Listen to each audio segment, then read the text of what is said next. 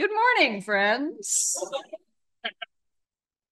I'm Reverend Michelle Scott Huffman. My pronouns are she, her. I am the minister here at First UU. And I am a middle-aged woman with short, spiky, dark hair, wearing khaki pants and an orange-ish jacket. I'm embracing fall this week. So you may or may not know that we do something super fun on some Sundays, and we call it Places, and it's an acronym for something that I don't remember anymore, but it starts with people leading. And on some Sunday mornings, we put all of the readings on that whiteboard over there, and we just invite people to grab one and pick which one they want to do and be willing to do that. And so theoretically, someone has one that says service welcome and chalice lighting. But I'm going to do that because that person is not here in this moment. Let us begin by acknowledging that we are gathered on the traditional territory of the Niukanska people, known sometimes by the name Osage. The descendants of the people who were forcibly removed from this land make up the Osage Nation. We acknowledge their continued struggle for justice. The chalice lighting words are by Reverend Dr. Rebecca Savage. Our chalice lighter in the sanctuary this morning is Laura. We light our flaming chalice each week with a simple spark to make holy our time together. With this flame, may our highest intentions be refreshed. With this flame, may we remember who we are and whose we are. With this flame, may our faith be renewed and reignited to guide our journey. Amen. May it be so.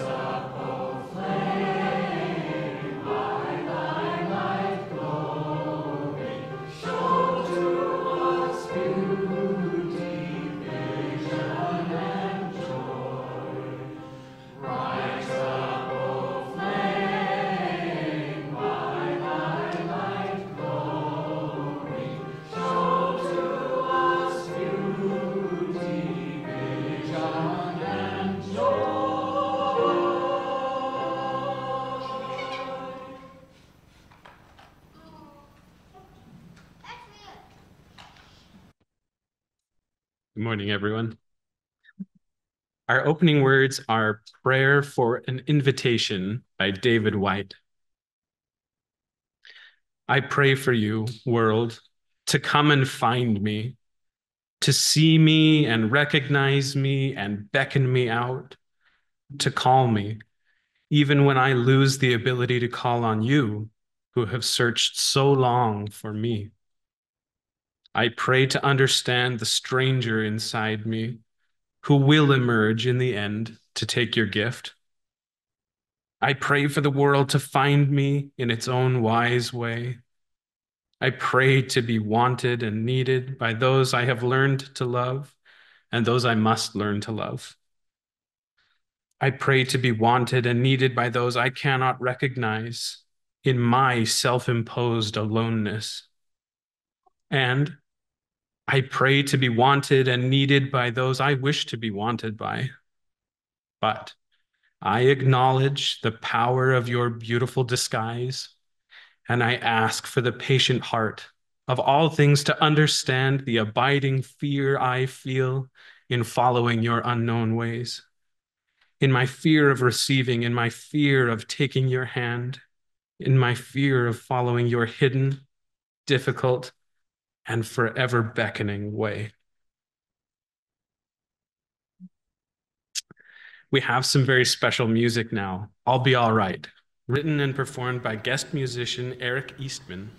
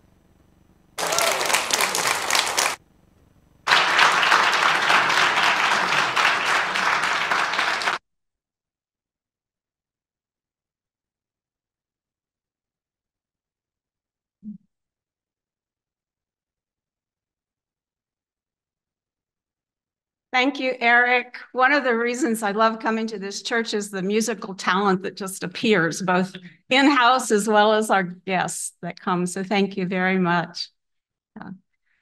I'm Sherry Buchanan, and my pronouns are she, her, and I get to read the story for Time for All Ages this morning.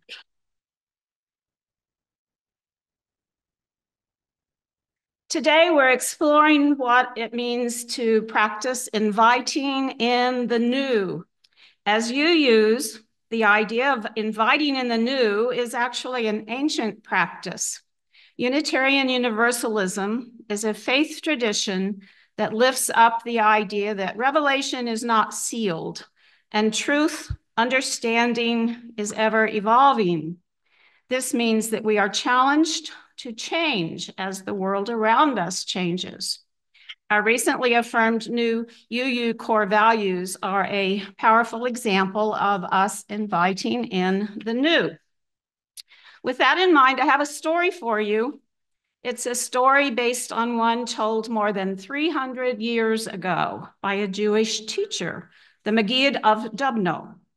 This story, like so many others, begins with once upon a time. Once upon a time, there was a very wealthy king who owned many beautiful things. He had cloth tapestries, piles of gold, and statues made by the very best sculptors in the land. Of all of his belongings, his very favorite possession was the most glorious diamond you can imagine. It was huge. It's big around as his hand.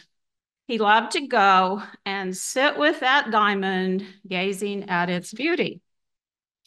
One day, when the king went to look at his diamond, he discovered to his horror that it had a long, deep scratch.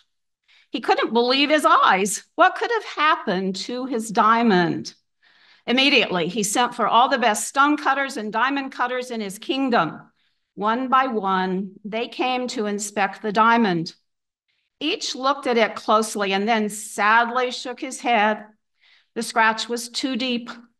If they tried to polish it, they might break the diamond into pieces. Finally, one last diamond carver came before the king. He looked at the diamond closely, gazing at it from every angle. The king watched with bated breath as the diamond carver turned the diamond over and over, pursing his lips, shaking his head. Suddenly, the diamond carver's face broke into a big smile. "I know what to do, Your Majesty," he exclaimed. "Leave it to me. In 2 weeks' time, I will return your diamond to you better than ever. However, you must promise not to visit me during this time to check on my progress. You must wait until it is finished." The king was very excited.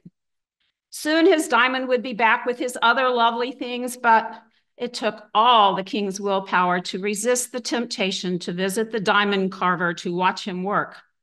As for the diamond carver, day after day, night after night, he brought out his tools to work on the diamond. Bit by bit, he worked on that scratch. It was slow, tedious work. He knew he had to work carefully, or the diamond would crack into pieces. Finally, the diamond cutter was finished. Carefully, he wrapped the diamond in cloth to protect it, and he brought it before the king. "Here it is, Your Majesty." And with a flourish, he opened the cloth and presented the diamond. The king gasped at what he saw. Where there had once been a scratch in his precious diamond, there was now an exquisitely beautiful flower carved into the diamond. You see, the diamond cutter had been unable to polish the scratch out of the diamond, so instead, he turned it into something new. The king loved his diamond more than ever. Now, when he went to hold it in his hands and gaze upon it, he was reminded that even though we may love things just the way they are, a bit of change is sometimes exactly what we need. As I mentioned, today we are exploring how we can practice inviting in the new. And the king in the story is not the only one who is good at inviting in and celebrating things that are new. We UUs have been good at it. and helping each other be good at it since our religion came into being. We, as a faith tradition, believe that revelation is not sealed, that it's a fancy way of saying that we believe the world's always changing and we need to change with it. And when we do, just like the king in our story, we are certain to find that we are in possession of something as beautiful as what came before. So in the week and days ahead, may all of us, kids and adults alike, find ways to join the adventure of inviting in change with open arms. Our song for the month of September is Come, Come, Whoever You Are, number 188 in the gray hymnal. I invite you now to rise in body or spirit to sing. And John, will it be around? Oh, yes. And if you have a drum, this is the time to play. If you don't have a drum and want one, there's some up here on the front row. So, yeah, so drummers, just be creative. Do your thing, all right? We're going to sing this all together, and then we'll sing as a round. And when I go like this, it's time to think about quitting, okay? Right? Okay. So Eva's going to play it all the way through once, and we're going to get the drums going while that happens.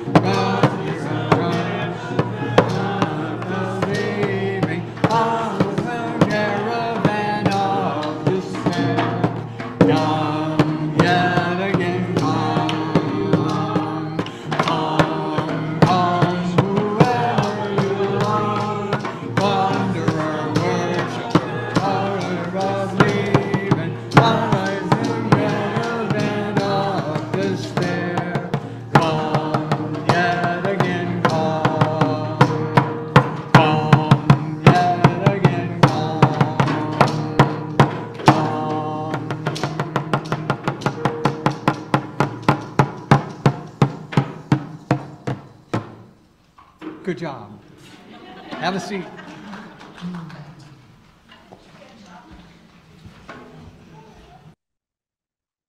For those of you who love rounds, celebrate this moment. And for those of you who do not, you can celebrate that this is probably the last time you'll sing around for a minute.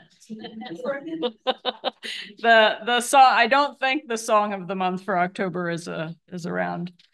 So just sharing with you the humanity in this thing that shows up in front of you each week. In my previous life, not like before I was born this time, but like a different vocational life, I owned a jewelry store and I was a jeweler.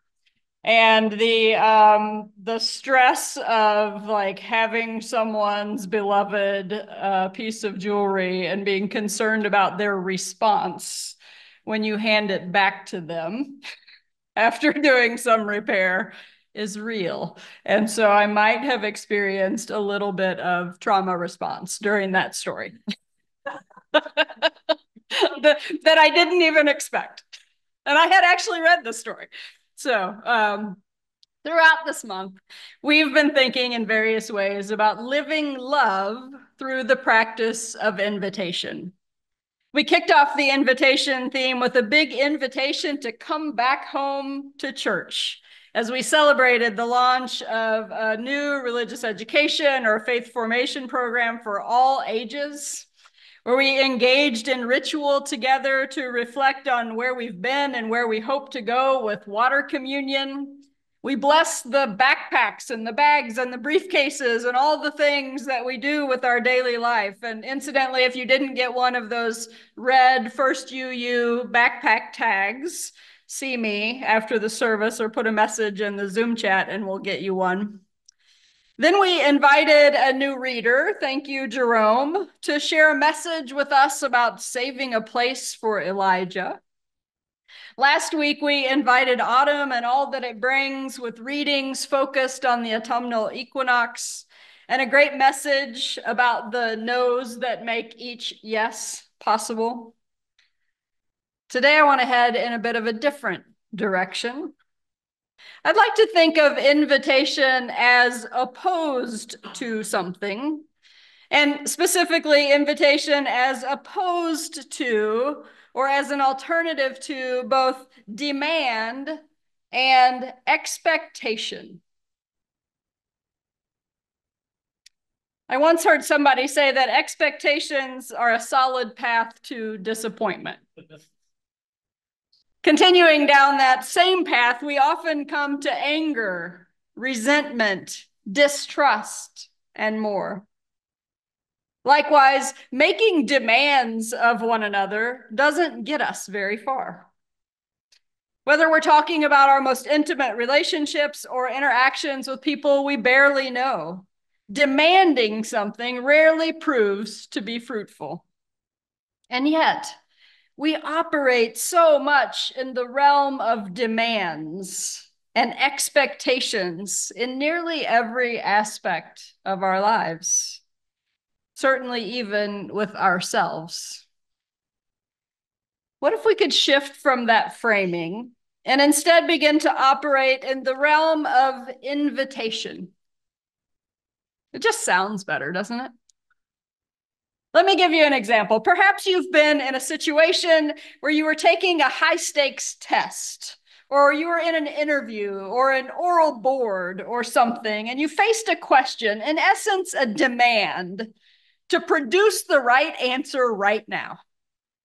And you just froze. For me, it was my oral boards in my last year of seminary. It was a particular question about scripture, and I froze. You know that you know that you know this thing, whatever it is, but in this moment that it's being demanded of you, you simply can't produce it. You've said it 100 times in casual conversation and study sessions in your own mind, but in this moment, presumably the one that counts to somebody, you simply can't access it. So here's the thing, as much as education reformers have tried, we can't seem to get rid of high-stakes tests. And in some professions even, there's a solid argument to be made that they are an indicator of performance in key high-stress moments. There are some roles in this world where we need people to do their job correctly in a high-stress moment. But what if we left that kind of demand ethic in those places where they have to be and remove them from other areas of our lives, and particularly those areas where soul care matters? In his book, A Hidden Wholeness, Parker Palmer writes, "The soul is like a wild animal, tough, resilient, savvy, self-sufficient, and yet exceedingly shy. If we want to see a wild animal, the last thing we should do is go crashing through the woods, shouting for the creature to come out. But if we're willing to walk quietly into the woods and sit silently for an hour or two at the base of a tree, the creature we are waiting for may well emerge. And out of the corner of an eye, we will catch a glimpse of the precious wildness we seek." Thank you for seeking it with me. if we take the care of souls seriously, our own and others, we begin to understand that perhaps the shift from demand to invitations happens first within ourselves. Feel free to do your own translation here if the word soul doesn't resonate with you. Perhaps it's spirit, being, heart, essence. We've been doing this downstairs in adult RE. I could give you a whole list. Or something else altogether. My point is simply that most of us could use some adjustment in both the way that we interact with others and in the way that we interact with ourselves. I will also acknowledge that for some of us, acting and speaking in more gentle, non-violent, non-coercive ways is a practice that we can get behind in our interactions with others, our outside voice. But our internal dialogue can be the hardest to change.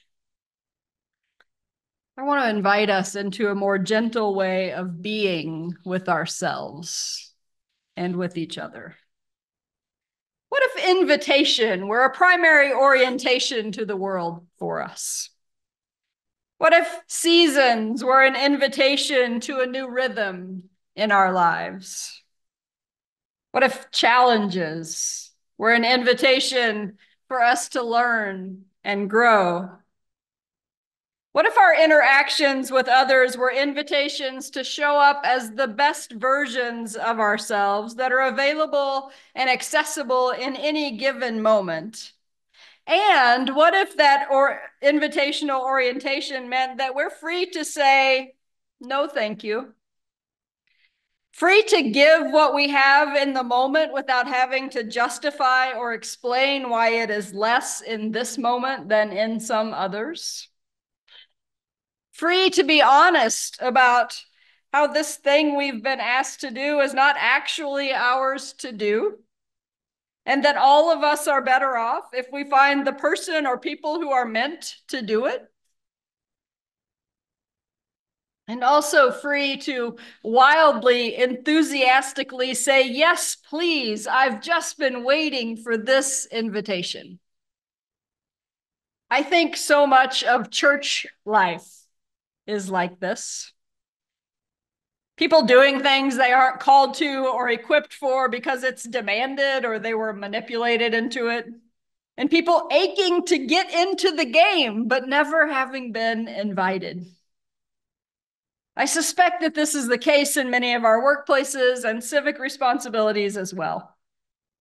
When I was in my early 20s, I had a boss in that jewelry store before I became the owner of it, who used to evaluate roles and responsibilities pretty regularly and would often say, I'm going to shift this task to someone else because I've determined that it's not the highest and best use of your time.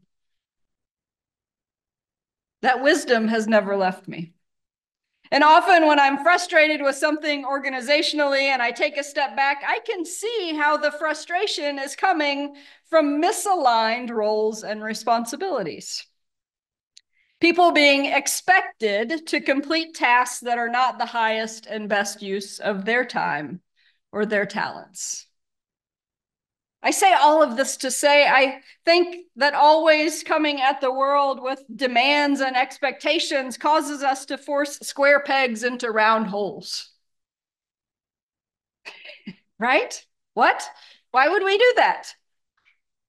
Square pegs and round holes. It doesn't work, does it? No. See, thank you. It also sets us up for collective failure and individual frustration. But how do we stop insisting, stop demanding, stop expecting, and start inviting? I return to the wisdom of Parker Palmer and the quote I shared earlier. The first step may be to sit quietly at the base of the tree and wait. Wait for our own soul to find the courage to show up authentically. Wait for others to show up, however tentatively, without bombarding them. Wait for the situation to reveal what the next invitation is. I've often thought that instead of saying, don't just stand there, do something, we might be better served in more situations by saying, don't just do something, stand there. I know, right? It's the opposite. Obviously, there are situations that call for both kinds of engagement, but it seems like we would be better off slowing down and taking time for reflection before we act or even speak. Invitation doesn't always require silence and stillness, of course. Those of us who move through the world with a little more noise, those of us who trade in words all the time may struggle with that and think, I won't stand a chance if that's the case. For those of us who spend our time dealing in words, there's a conversation to be had about the tools that make those words more invitational. So in 1995, Sonia Foss and Cindy Griffin published the academic paper Beyond Persuasion, a proposal for invitational rhetoric. The editors of a 2020 book exploring their work and expanding on it speak of the importance of that seminal work in invitational rhetoric, saying, the original essay shifted the paradigm with which scholars had always viewed rhetoric and persuasion. The peaceful revolution launched by invitational rhetoric both shattered and broadened rhetoric, shifting the ground beneath Western rhetorical studies. With their alternative theory of rhetoric, Foss and Griffin suggested that even the concept of argument was no longer always relevant. Rhetoric was not always about convincing an opponent or outdoing another in debate in a contest of wits and manipulation. Persuasion as a zero-sum game was now merely a part of rhetoric and not the whole of it. I wonder if in this polarized time in our history, this might be a perfect time for us to try this on for size, to invite one another into conversation about hard topics, with the intention of listening deeply to one another. Incidentally, our theme for next month, isn't that handy? And with a willingness to walk away from every conversation changed. An invitational conversation is one in which we aren't bent on winning or waving the victory flag of our right over someone else's wrong. An invitational conversation is one in which we honor the inherent worth and dignity of every person. I'm sure that sounds familiar. And the interconnectedness of all beings by offering a soft landing pad for ideas that differ from our own. An invitational conversation is one where curiosity is a higher priority than winning.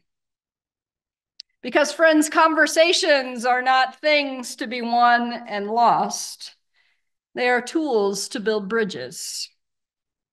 And if our conversations burn more bridges than they build, it's possible that we aren't living out or living into our UU values. As a side note, that's not to invoke shame, but to highlight that we all always have work to do. Aside from calm presence and invitational conversation, there are lots of other ways that we can move about in the world in a more invitational manner. In no particular order, some of them that come to my mind are opening doors for people who are walking into a place behind you, wait for it, regardless of their gender. Now, sometimes men get offended when I open a door for them. I don't care. I'm inviting them into questioning the necessity of gender roles when we open doors. What if we just open a door for someone because they're human and we're kind? How about this as an offering, as an invitation? Offering details about yourself as a way of inviting others to do the same, if they want to. For example, when we are in a group space and the person who starts introductions does so offering name and pronouns as a way of inviting the same from people who may need to specify their pronouns in order to be known by others as they know themselves. Then that person doesn't have to be the first person. They don't have to be in the spotlight of why are we doing this pronoun thing?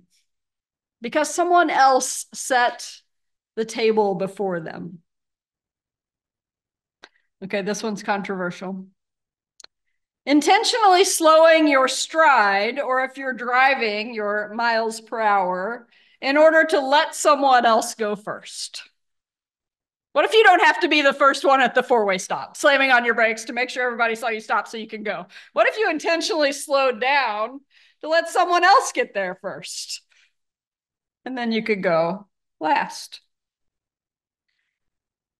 When facilitating a group, inviting check-ins or participation in popcorn style instead of going around a circle, so that people can speak when they're ready and aren't forced to speak in a particular order or put in the spotlight as they pass. So these are just a few examples from my own kind of daily experience of the way that I imagine we might invite a more invitational outlook on the world. And I wonder if as you sit there, there are things that have come up for you, or the folks on Zoom, feel free to put in the chat, and Aurora can shout them out. Can anybody think of a way to be more invitational as we move about the world? Do you have one, Jay?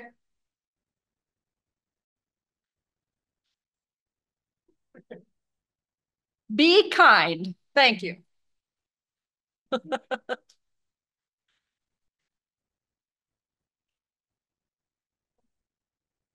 like if you're in line for like anything or a grocery store and somebody had like kids or crying baby behind you, let them, even though they might have a crutch, and you have like 2 days left in the video. Yeah, that's a great one. If you're in line somewhere and someone behind you is struggling with a crying baby or children in some way, even if they have a cart full of stuff, can you let them go ahead of you?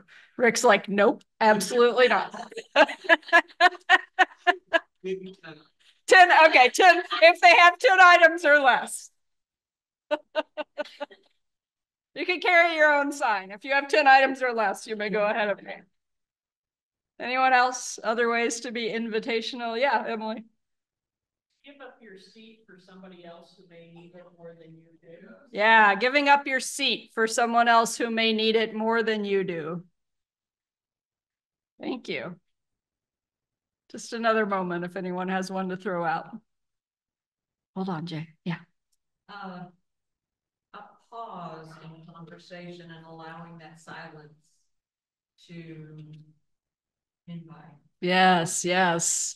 A pause in conversation, allowing the silence to invite what's next. And Jay has one more to close us out. If someone really wants to play on something and you people are playing with it, you should probably let them play with it. Okay, if someone else really wants to play with something that you're playing with, you might consider letting them play with it. Thank you, Jay.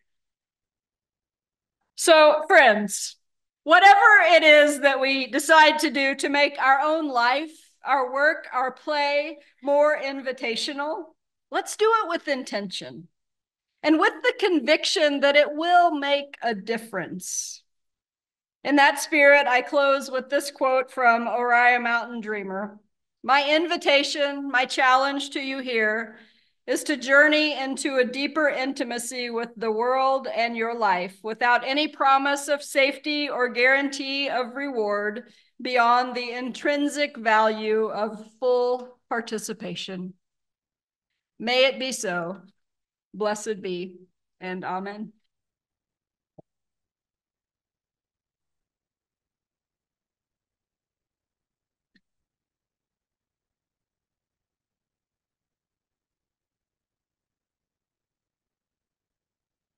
Laura Smith. My pronouns are she, her, and I'm in a pink t-shirt. Offering our gifts to support the work of building inclusive and just communities is one of the many ways that we live into justice and equity together.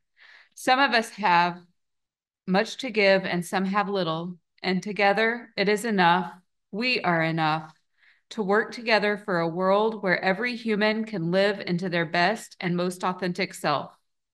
Today is the 5th Sunday of the month. Usually we invite a special offering for our First UU Congregational Relief Fund. Given the widespread impacts of Hurricane Helene, including the devastating flooding in Western North Carolina, where we are inviting you to contribute to the UUA's Disaster Relief Fund. The UUA's Disaster Relief Fund, DRF, provides grants to support impacted congregations and their members. All the cash in today's basket will go to the UUA's Disaster Relief Fund. If you want your cash to go toward your pledge, place it into an envelope with your name on it.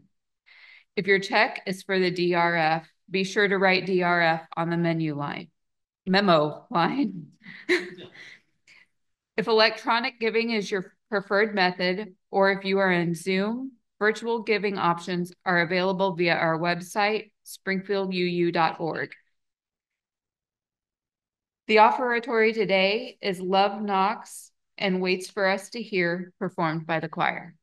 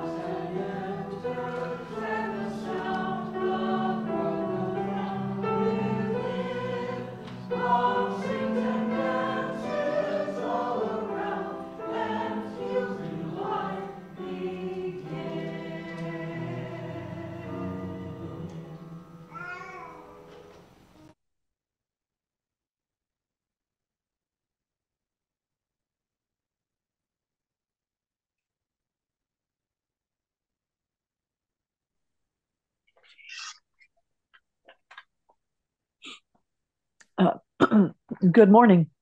My name is Dacia. My pronouns are she and her.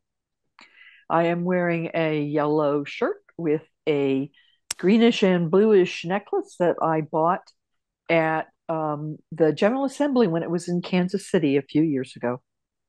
And I'm a member of the Pastoral Care Circle. As a community, we share joys and concerns to keep connected. Slips of paper are available at the greeters table for those in the sanctuary to use for joys and concerns.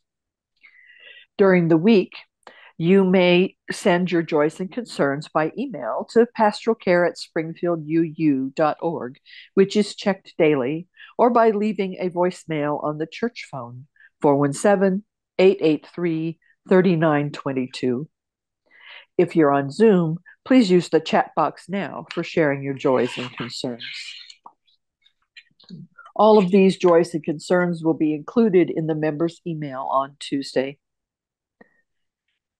We honor each joy or concern with a lighted candle, a symbol of love, of the love that we share as a community and offer to each other for these joys and concerns. This morning, Colin is lighting the candles. Within the theme of invitation, we can discover both expansiveness and a return to challenges. We are invited to extend the love that is hospitality, both to strangers and to ourselves. Adrienne Rich opined that change is not a threat to our lives, but an invitation to live. May we welcome these invitations as a pathway toward our truest selves. And now, as we begin this time of sharing, know that though we are in multiple physical spaces, we are together in beloved community. To begin, we hold in love all of us, those present and those absent. We light a candle for our church community.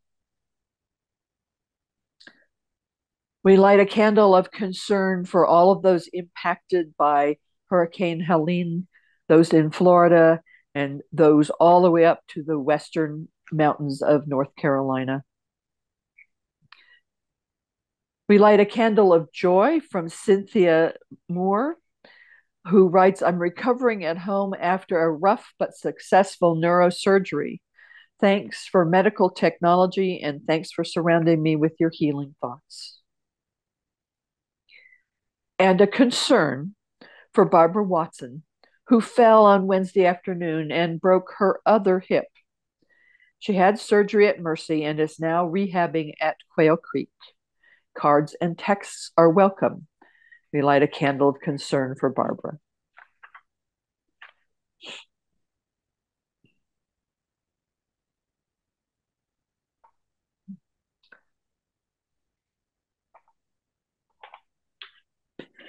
This morning we have an anonymous concern. The person writes, I tried to get another bachelor's degree but had to leave due to bullying because I do not drink or use drugs and have prior education. I am concerned for those people never learning the consequences of their action and am most concerned for the children that several of those students have. A candle of concern from Charles Gray, who writes that his younger brother James died peacefully last week. James, known as Judge Jim, was 96. Charles is 98.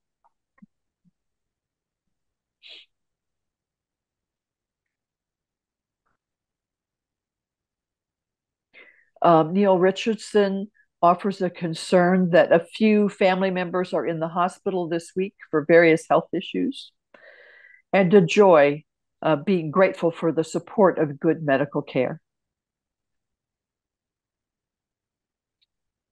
Becky Mark offers a joy for having had a nice, excuse me, a nice 75th birthday party with others from my high school class of 1967, and for finding a beautiful silver chalice at a Goodwill store up north for a mere $5. Some of us might be jealous about that.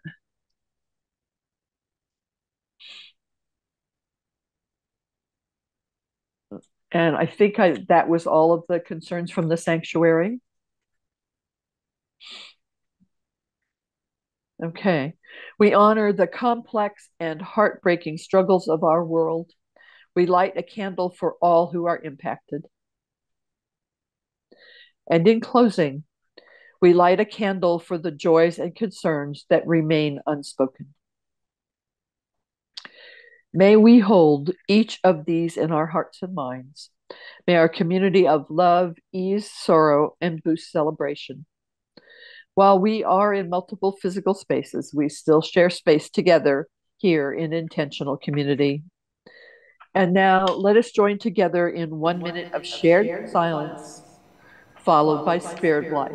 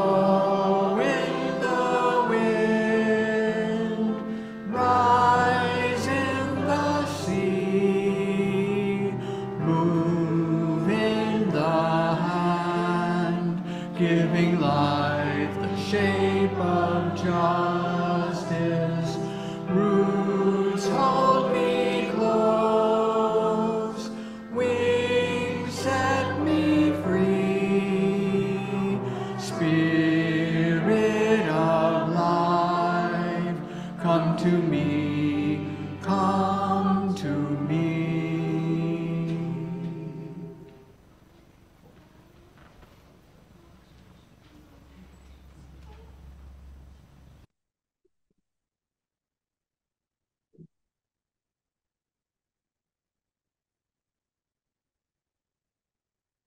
Oh, hello. I'm Becca Reynolds. My pronouns are she, her, and hers. I remain an out and proud trans woman. I am a redhead. Today I'm wearing a black dress with little flowers on it. I'll be doing the closing words today, which come from Rosemary Watola Trummer.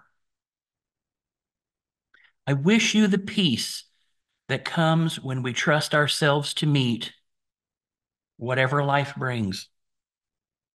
I wish you love beyond happy endings, the kind of love that seeps into everything, no matter where the story goes. Our final hymn today is Though I May Speak with Brave as Fire. It's in the gray hymnal, and it's number 34. Please stand as you are willing or able, and we'll sing together before we dismiss. Okay.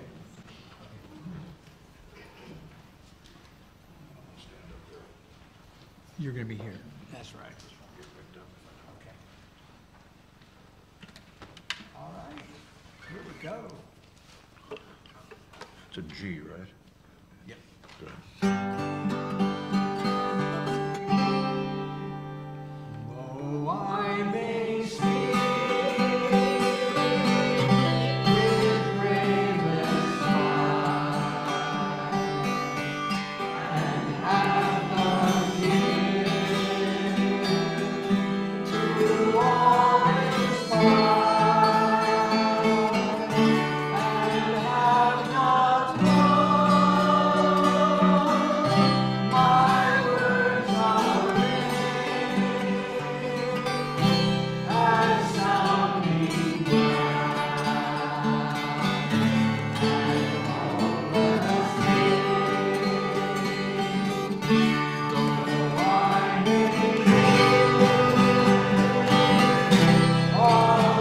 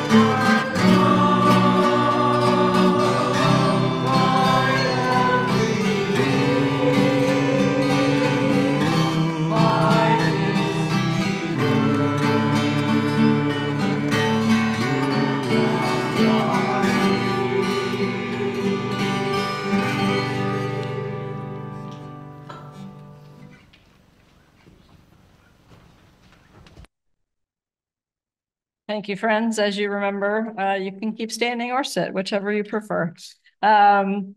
We are going to extinguish our chalice here in the sanctuary, and our personal chalices at home in this moment. And Marilyn's going to do that. And then we will share our unison closing words together. Our service here is ending. Our service to the world begins anew.